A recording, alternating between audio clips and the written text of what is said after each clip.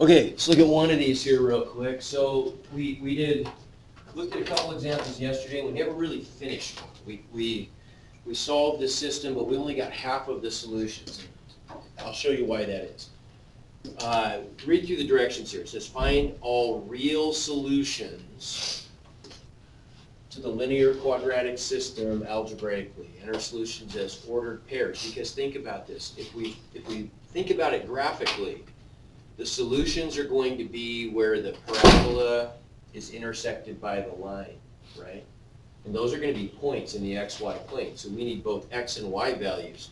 When we solve a system like this, we've got to be able to plug in values for both of the variables in each equation and make it work, right? Okay, so what are the steps we go through? We went through, essentially, we did some good examples of this yesterday.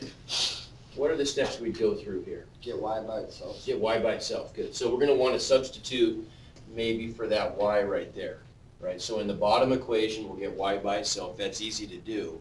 What is y equal to? 1x.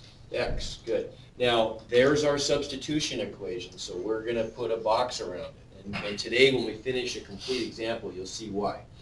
So we'll make that substitution where we used to have a y, we're going to plug in an x, right? And then we end up with the equation 1/2 times the quantity x plus 4 squared equals x plus 8. Okay, what about here now? Let's be really smart about this. What about this looks a little bit ugly? You're going to have to divide by half. Okay, the fraction, right? Fractions complicate things. So we would prefer to get rid of the fraction. How could I do that? Times. Yeah, multiply by the reciprocal, right? I'm going to multiply, really I'm going to multiply through by the least common denominator of all the fractions that show up. Well, there's only one fraction, so we're going to multiply by 2, right? If we multiply both sides by 2, watch what happens. Now this side I got to put it in parentheses, right? 2x. Well, now look what I've got here. You got to be smart about this. If I'm going to multiply, how many things are being multiplied on the left? 2 times 1/2. 1/2. There's 2 things times this stuff, right? So 3 things are being multiplied. When I multiply factors, I multiply in pairs, right? I have to multiply 2 at a time. So what are the 2 things I'm going to multiply first, obviously? 2 times 1/2 is 1, right? So then I'm just going to get 1 times this, which is just the x plus 4 quantity squared, right? So effectively, multiplying the 2 times the 1/2 cancels the 1/2. That's why we chose 2, right? On the right side, we'll have to distribute a little bit, but that's all right. So we end up with then, on the left side, we've just got x plus 4 squared. On the right side, what do we get? 2x plus 16. Good. Right? Okay, and then what do we have to do now? We got to square it out, right? So here's our pattern. What's our result going to be if I multiply? This is like a plus b squared, right? So what is, remind me real quick, what's that pattern? A plus b squared equals what? A squared. Plus 2ab Good. plus b squared. So what's that going to give us here? We're going to get a is like x, right? So 2ab is going to be 2 times x times 4. What's that? 8x. And then plus 4 squared is 16 equals 2x plus 16. So this one works out great. It's pretty easy, isn't it? If I move everything over to the left, I'm going to subtract 16 from both sides. That goes away. If I subtract 2x, I get x squared plus 6x equals 0. That's easy, right? How am I going to solve that quadratic equation? That's the easiest kind. That one factors easily, doesn't it? How could I break that one apart? Radical. Well, I don't need to do anything fancy like that. Say it again. Complete the square.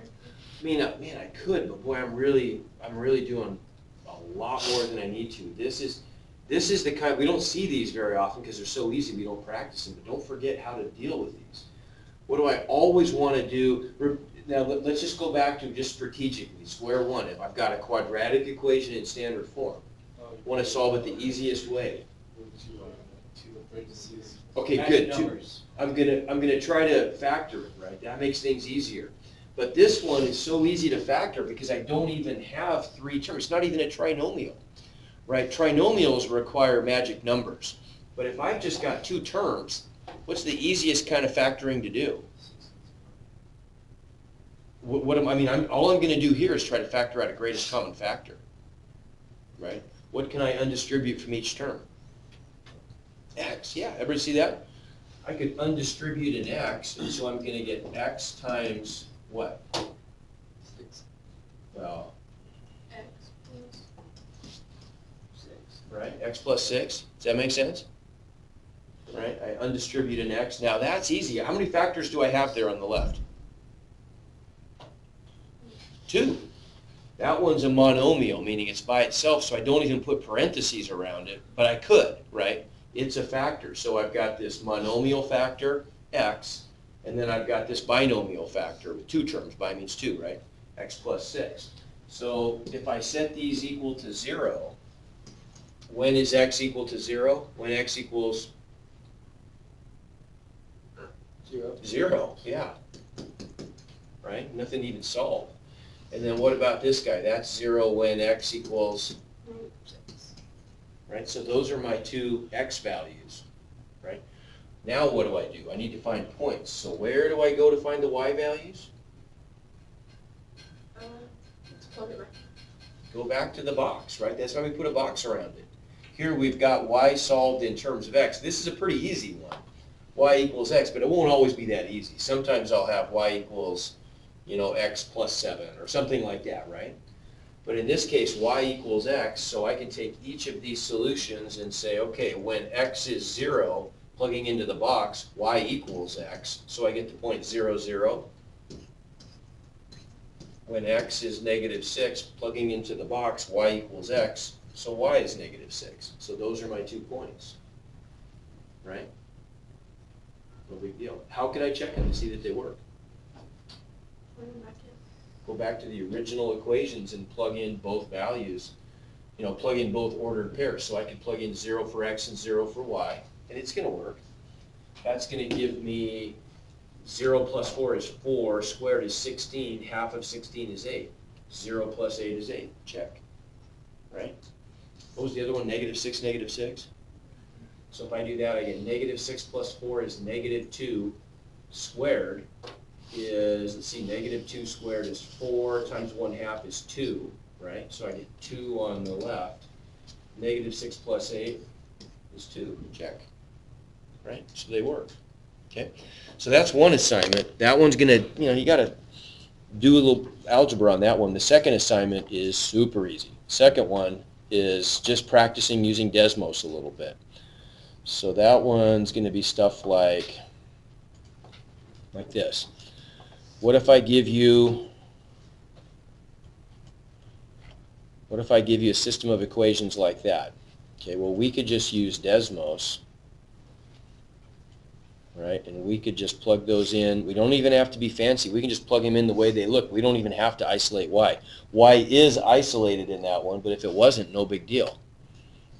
Right, so we get y equals negative 3x squared. Oh, what did I do? X squared.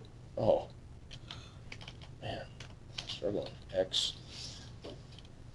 squared, there we go, plus 12x minus 8, and then down here I just get negative 4x plus y equals negative 7, right? So all I've got to do now is, look what it's telling me to do. It wants me to find these things graphically, round to the nearest tenth.